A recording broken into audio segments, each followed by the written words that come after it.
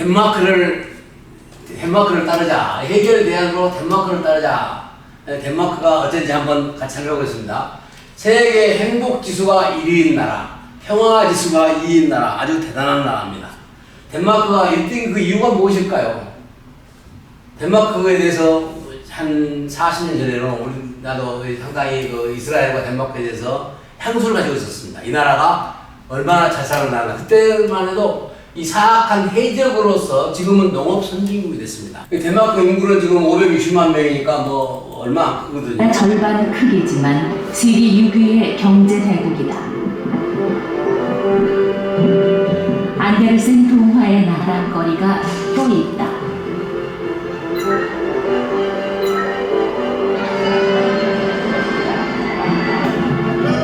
세계에서 가장 행복한 나라.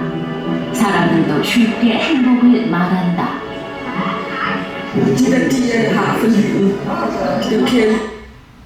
나라가 행복지수, 청년지수, 이가 좋은 나라라는 거죠. 지금 한국은요, 불효와 인심이 흉흉한 한국 땅이 됐다를 사람들이 많이 평가하고 있습니다.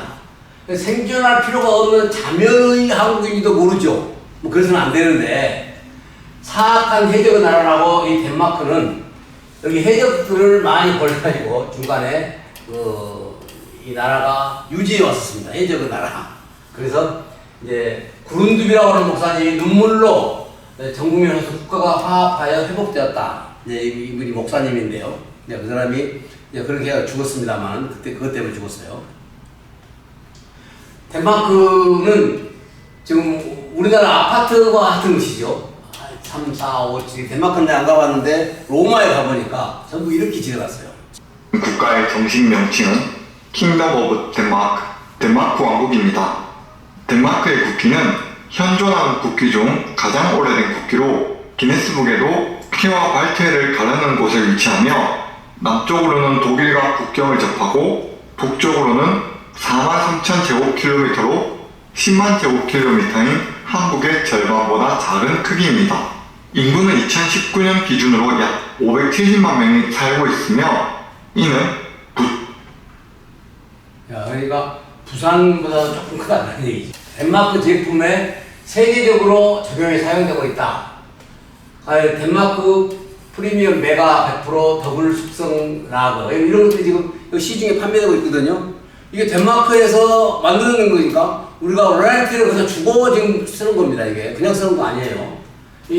그리고 우유도 있죠. 덴마크 데니시 우유. 우유를 여기에 있던 기술을 우리가 받아가지고 우유를 판매하고 있어요. 그래서 농업 선진국으로 우유 제조업 등이 세계에 영향을 미친다. 우리나라도 지금 발달돼 있는데 우리나라가 쓸 정도면 다른 나라도 많이 쓰지 않겠어요. 이 로얄티만 가지고도 얼마나 그 나라가 부흥한 것인지 이스라엘과 함께 덴마크가 농업으로 그렇게 잘하고 있다 이겁니다. 그래서 덴마크 행복, 바이킹이라고 이제 이 사람들이 배로 했고 지금 편의점도 잘하고 있다. 행복 지수가 1위고 평화 지수가 2위고 그다음에 덴마크가 1등 그 이유에 대해서도 지금 우리나라 유튜브에 나와서 지금 보여준 건데요. 덴마크는 왜 종교적인 분쟁이 없겠느냐? 작기도 하지만 국민 수준이 높아서 아마 정치를 순탄하게 잘하기 때문이 아닌가. 나라가 엉망이라 그 말은 정치가들이 엉망이라는 얘기잖아요. 나라가 잘 된다는 얘기는 지도자들이 잘하니까 잘 되겠죠. 개중에는 나쁜 지도자도 있고 나쁜 국민도 있겠지만은 그래서 국민의 수준이나 사회적 형편이 이와 같다. 그래서 우리 한민족도 공동체와 교육, 공익, 그다음에 소프트 강국 이런 큰 길을 딱 잘한다 하고 분석한 미국의 생교수처럼 우리도 이 사람들처럼 잘할 수 있는 그 길을 찾아보자 이거죠. 우리가 1980년대에 한국 농촌 선업자들은 덴마크나 이스라엘에 유학 가고자 했습니다. 그거 갔다 와서 우리나라에 영향을 미친 사람 많이 있는데요. 근데 농업을 배워서 다른 사람이 많았다 이겁니다. 그래서 한국도 국가와 사회가 진실과 실천으로 나라를 회복해서 다른 나라에 영향을 미칠 수 있으면 좋겠다. 그런데 1990년도 이전에는 아마 가난에 적응을 하고 단칸방에서도 결혼하고 잘 살았습니다. 그래서 어려움을 극복하고 결혼도 빨리 했어요. 가정과 미래를 생각하고 자녀도 많이 낳습니다. 그런데 지금 상황에서는 이처럼 좋은 직장을 더 좋은 직장을 찾다 보니까 아파트 아니면 집으로도 안 찾을 정도로 지금 아파트가 그다음에 그 정신적으로 많이 해이되어 있다. 제 친구 아들 하나는 서울에서 뭐 얼마나 좋은 데 나왔는지 모르지만 어디 좋은 직장에 가게 됐어요. 시험 봤는데 이제 뭐 떨어질지 안 될지 모르니까 그 어떤 사람한테 부탁해서 좀 들어가게 뭐 하려고 자기 아버지가 말하니까 나 그런 부탁한 거는 안 한다고. 그래가지고 한 30년 동안 지금 놀고 있어요. 그때 들어갔으면서 이럴 텐데 그게 지 아버지는 내 친구인데 얼마나 애타겠어요. 예를 들어서 결혼도 안 하고 그러니까 그 친구가 그래요. 나는 죽을 자격이 없다. 죽어서 어떻게 했대 조상이 변냐 이거예요. 죽으면 끝나는 거지 친구들. 엉망이에요. 결혼도 안 하고 그 집에 놀고만 있으니까 부모들이 돈 대주는 거죠. 부모들이 돈이 있으니까 그러지 또 돈 없어봐요 나가지. 그래서 그런 사람들 보면 이와 같이 결혼도 안 하고 결혼을 하는 없고 자녀도 안 낳고 이런 정신적인 문제가 오늘날 팽배해 있는 사회다. 필리핀 등지에서 각국의 화교들이 달리게 되기를 화교들은 모두 잘 살고 있어요. 필리핀 내가 화교들을 많이 만나봤는데 아주 철저합니다. 철저히 결혼 잘하고 물건 사는 데도 잘해요. 틀림없어요. 사기도 안 쳐요. 예를 들어서. 그래서 여러 나라를 경제적으로 지배하고 있는 화교들이 많이 있어요. 우리나라도 부유에 취하여 불효시대, 미혼 만능 시대로 혼란한 사회가 됐는데 그러지 말고 정부와 사회가 정부가 가정의 국민을 통해서 좋은 나라로 만들도록 국민을 다스려 나가는 그런 일들을 해야 되지 않겠냐 하는 얘기입니다. 자, 이탈리아 의사 부인이 식모로 간 아르헨티나에서 엄마사 3만이라고 하는 것이 1976년도에 나온 일본의 영화예요. 그러니까 이탈리아의 의사가 얼마나 가난한가. 지금도 필리핀 가보면요, 그 의사들이라도 그 건물이 아주 험한 데서 해요. 수입이 없는 모양이에요. 그거는 저 같은 경우 의료가 없기 때문에 비싸게 의료를 받던데 하여튼 그 의사들이라도 수입이 없어요. 제3세계는 그와 같이 가난해요. 이탈리아도 옛날에 의사지만 옛날에 가난한 나라였기 때문에 이탈리아는 아르헨티나는 부자였다 이겁니다. 그래서 그 의사 부인이 식모로 왔으니까 얼마나 아르헨티나가 잘 살았는가. 그런데 지금은 아주 빈곤한 후진국으로 독재자에 의해서 이제 망해버렸어요. 그래서 우리가 아는 대로 이 아르헨티나가 선진국 역사는 군부 독재자의 한 사람 때문에 국비는 나라입니다. 정치가가 잘못하면 이와 같이 나라가 망한다 이거예요. 선진국으로 명을 끼치던 아르헨티나가 몰락하여 지금은 회복할 수 없는 나라예요. 그것이 30년 전인가 우리 그 동수 한 사람이 아르헨티나에 그 해외 무역으로 자주 갔어요. 갔다 오면 하는 얘기가 그래요. 거기는 수도 다 있는데 무료수에 못 써요. 하면서 그런 얘기를 막 했는데 나는 그냥 그때는 몰랐죠 뭐. 그런데 그때 아주 잘 살았다는 거예요. 아르헨티나가 아주 잘 살았는데 지금은 뭐 형편없이 지금 30년 전인데 지금도 역시 그 마찬가지거든요. 그래도 후진국으로 연락되긴 하지만 국민의 신은 있다 이거예요. 국민은 있어요 그것도. 근데 우리나라는 국민이 없어져 버리면은 이거 심각한 문제, 나라가 없어져 버리고 마찬가지죠. 그래서 한국이 전쟁으로 폐허해서 미국과 함께 선진국으로 좀 도약했잖아요. 이 미국이 굉장히 큰 역할을 했다는 것을 좌파, 우파 다 압니다. 다 알아요. 그런데도 좌파는 미군을 철수하라고 우파는 아니라고 서로 싸우고 있는데 하여튼 세계를 주름잡는 나라가 한국이 된 것은 사실이에요. 미국에 의해서. 그러나 인구로시가 말하는 일할 사람이 없으면 고령자만 나오면 그 허사예요.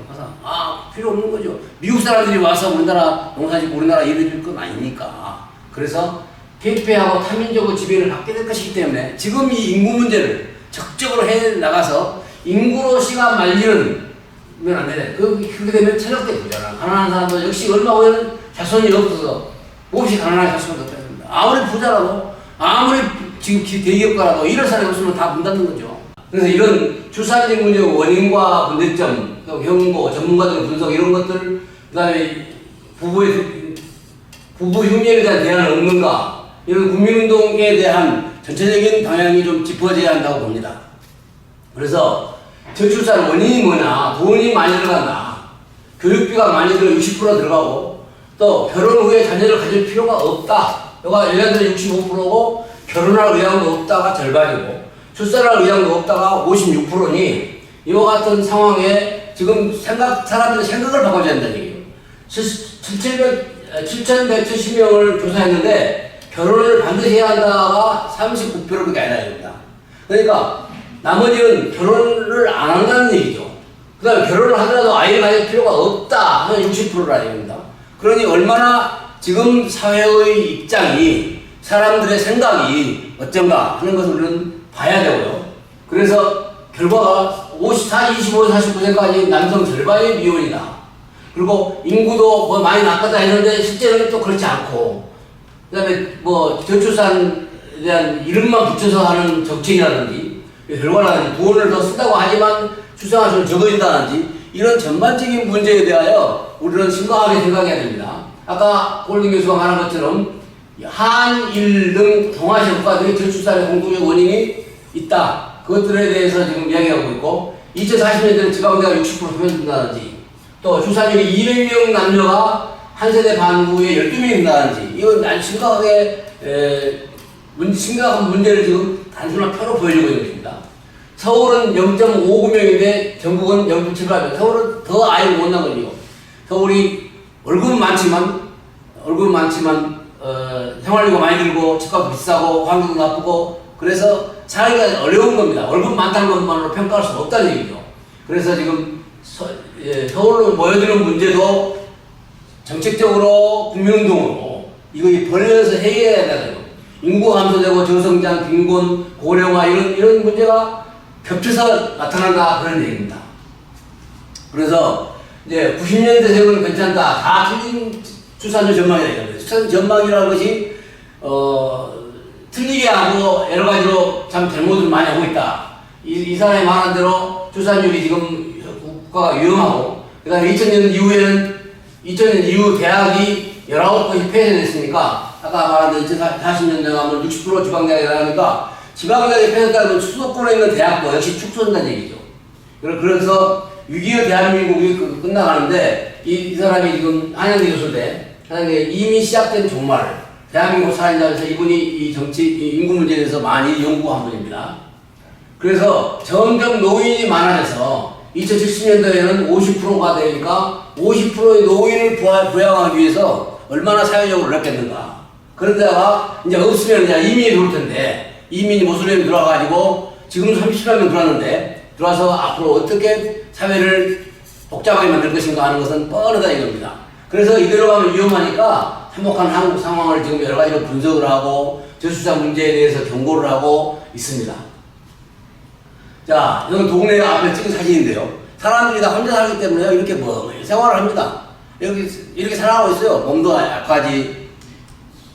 그래서 저는 25차에서 저출산 분석을 내가 해봤습니다. 그래서 분석해보니까 뭐 노력도 안 하고 있고 교육비에 대한 원성도 많고 전문적 대안이 없고 인구는 돈은 많이 쓰고 인구는 적어지고 이런 효과성 면에서 저출산 실적을 따져보니까 너무 못하고 있는 것이다 이겁니다. 그런데 인류 제약을 받은 유일한 국가는 한국이라고 하면서 펜실베니아에 있는 샘 리처드 교수가 이런 제안을 했습니다. 그래서 아마 희망을 가져보는 건데 예를 들어서 공동체 중심으로 사회로 한국은 가능성이 있다. 효율적 교육 시스템이 있다. 공익을 위해서 규칙 준수를 잘한다. 세계적인 소프트 파워가 있다. 뭐 이런 식으로 말해서 지금 좀 평가를 하고 있는데 이분이 또 이번에 와서 또 이런 말을 했습니다. 거의 모든 나라 국민이 인생을 의미 있게 만드는 가치 1순위로 가족을 선택했습니다.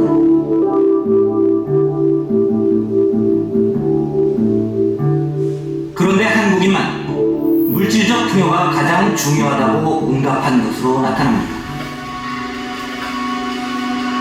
샘 리처드 교수는 이런 인식이 6.25 전쟁 이후 기적적인 경제 성장을 이뤄낸 한국 기성세대들의 경험에서 비롯된다고 분석합니다. Grandparents have really pushed this a great deal because of what they experienced, the changes that took place for them. And what they've seen is possible. And so I think the pursuit of material well-being is really the pursuit of a good life. 기적적인 경제 성장을 이뤄낸 한국 기성세대들의 경험에서 비롯된다고 분석합니다.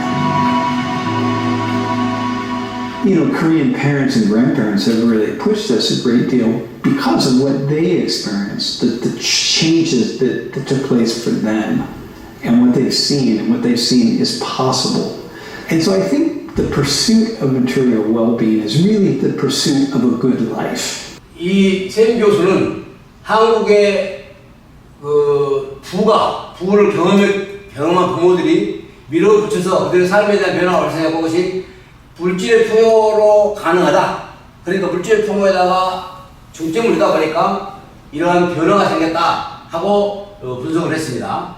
그래서 샘 교수는 6.25 전쟁 후에 한국의 부모와 조모들은 물질의 풍요를 경험했다 이겁니다.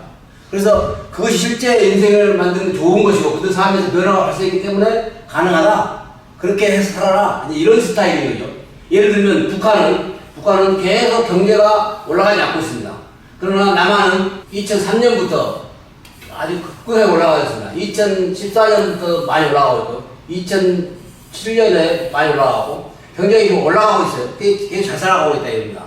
그러니까 부에 취해서 그쪽으로만 생각하는 거죠. 예를 들어서 동남아시아 같은 다른 나라 가보면요 비슷해요. 10년 전이나 20년 전이나 비슷하게 살아요. 근데 우리나라는 굉장히 급격하게 발전해 나가고 있으니까 이런 면에 차이가 있다 하는 것을 말한 거고요. 제가 가정과 풍요라는 거, 이거는 가정적이다.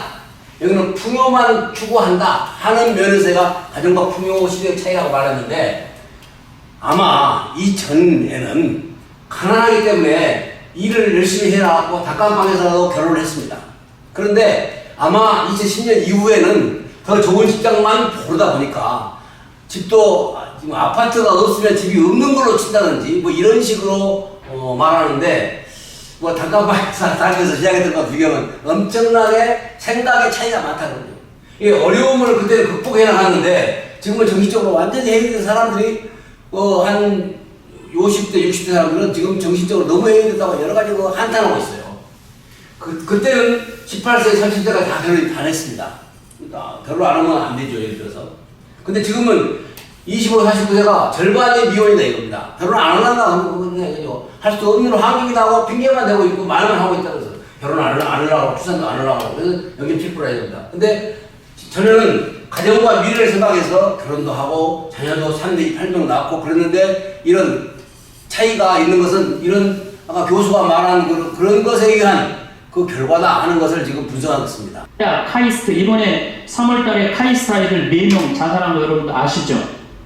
얼마나 똑똑한 아이들이에요. 여러분들 공부 잘하면 좋을 것 같아요? 공부 잘하는 애들끼리 또 스트레스가 많아요. 서울대학도 다 1등 하는 거 아니에요. 거기 한 과에 40명이면 거기서 또 꼴등이 또 있어요. 거기서 또 꼴등이 있어요. 걔네들은 또 자괴감을 느낀다는 얘기예요. 그래서 학벌 내가 뭐 우리나라의 그 좋대는 대학, 최고의 대학 졸업한 남편을 둔 부인들 얼굴 밝은 부인들 별로 못 봐요. 하도 남편이 잘난 척을 해갖고 거기에 눌려갖고 그냥 찌그러져서 사는 여자들 많이 봐요. 그러니까 학벌 좋다고 내 자식 뭐 그냥 서울대 나왔다고 이 내 딸 결혼시키는 결코 지혜로운 게 아니에요. 사회가 이와 같이 문제가 있다 이겁니다. 그래서 한국인이 가족도 중요하지만 필요한 물질의 풍요가 될 수 있다. 그래서 그것을 추구하다 보니까 자녀 양육과 교육비 60% 들고 사학이 필요하다 이런 어떤 결론이 나온 겁니다. 그래서 제가 자녀 양육비에 대한 여러 가지 조사 분석을 해본 결과 최소한 4억이 필요하다.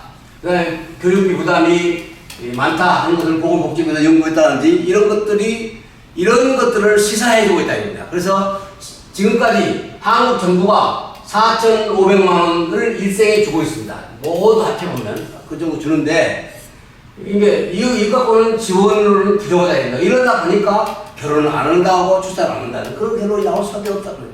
그래서 비싼 교육비로 자녀를 낳지 못하게 되고 출산 못하는 경향으로 굳어져야 된다. 그래서 이런 말이 나온 거죠. 함부로 이런 말을 못 하죠. 어제 내가 결혼 안 한다는 말 옛날에는 그런 말 안 했죠.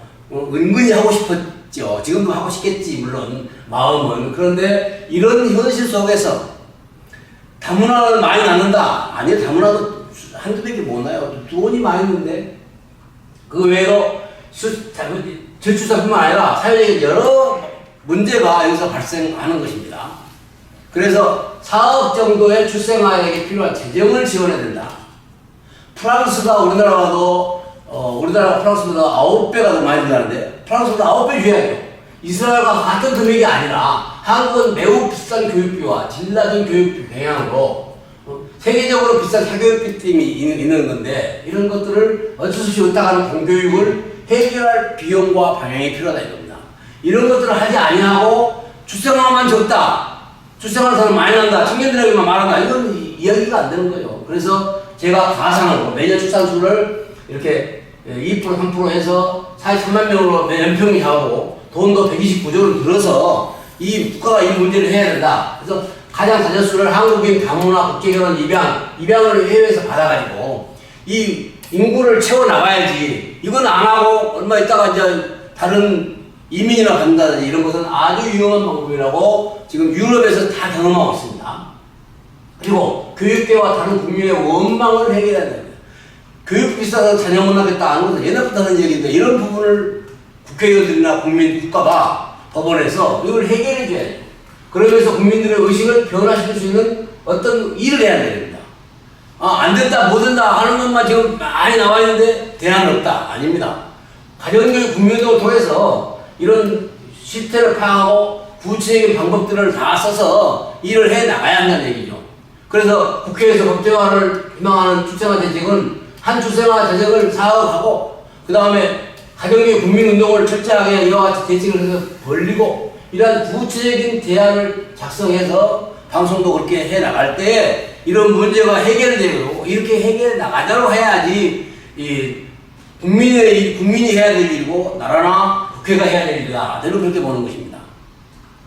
그래서 가정교육 국민운동 방향에 있어서 이와 같은 다양한 참 필요한 모든 것들을 이 외에도 조정해서 만들어야겠지만 이렇게 만들어 나가서 이 교육을 해 나가자 하는 것이 제 인구 문제를 해결하는 방향의 하나입니다. 그래서 출생아가 사라지지 않게 하기 위해서는 덴마크와 같은 행복지수, 평화지수 1등 국민을 만들어서 옛날은 어떻든 간에 지금 농업시중으로 잘하고 있는데 우리나라도 그렇게 잘 했으면 좋겠다. 이런 제안을 드리면서 마치겠습니다. 감사합니다.